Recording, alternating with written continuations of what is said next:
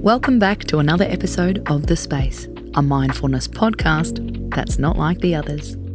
I'm your host, Casey Donovan. Together with Amy Malloy, every Friday we explore ways to celebrate your week and help your weekend run more smoothly. Don't you hate it when you receive a panic email right before the weekend? You know the kind. It's 4:30. You're clocking off shortly. Then an email arrives in your inbox. The kind that has a red exclamation mark. Oh shit. I'm so sorry to drop this on you on a Friday. Is there any way you could do this before the weekend? Could you possibly turn this around for Monday morning? The sender is panicked. Who can blame them? They know they're breaking email etiquette. A panic email on a Friday can ruin your entire weekend. So, how can mindfulness help us?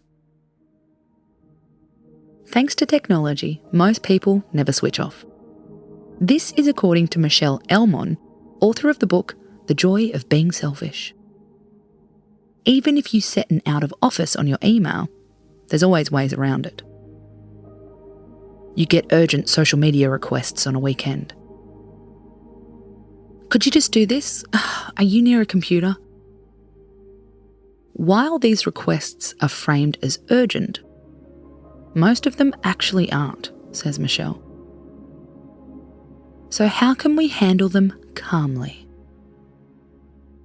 Michelle recommends utilising two phrases. You don't say these phrases to the person sending the email, but run them through your head when you read it. Phrase 1. This is not urgent or important.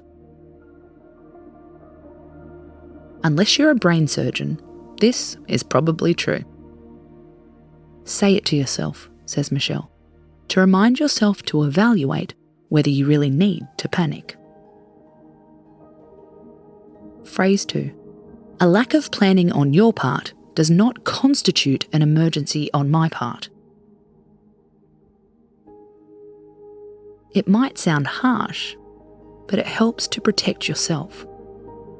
Again, only say it to yourself. Do not email it. Do not say it to the sender.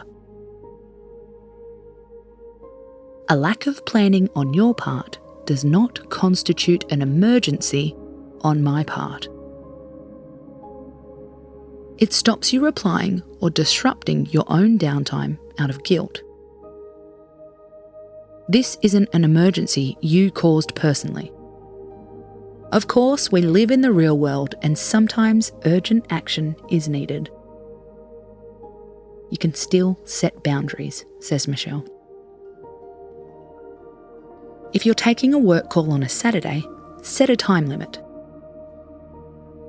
If you agree to do a task, tell them exactly when you have time to do it. There's also the action that sends a real message. Don't respond.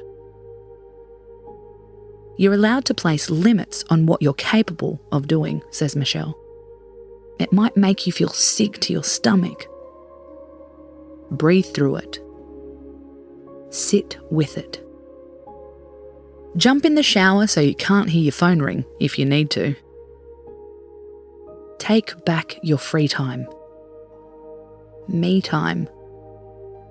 More time to just be. Don't let one panic email derail your joy. I'm Casey Donovan and you've been listening to The Space. We're back tomorrow with a bonus weekend topic. Dear clothing that no longer fits me, piss off.